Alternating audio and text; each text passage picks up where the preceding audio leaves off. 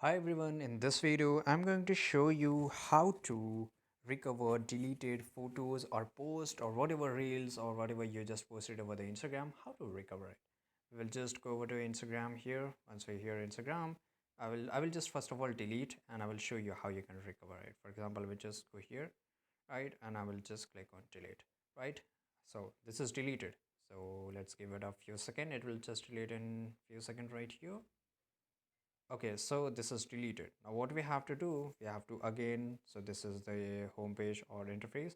I will just go to the profile icon. Once we here into the profile icon on the top right side corner, you will see the three lines. Just click over there. Once you click over there, you will get this kind of information. Now you have to just click on your activity. Once you click on your activity, you will get this some of the features. Now here you will get this option of removed and archive content. Just click on recently deleted and here you will see that our recently post is available here. But whatever post, photos, reels or videos you delete over your Instagram, it will remain in deleted section only for 30 days as it says here, right?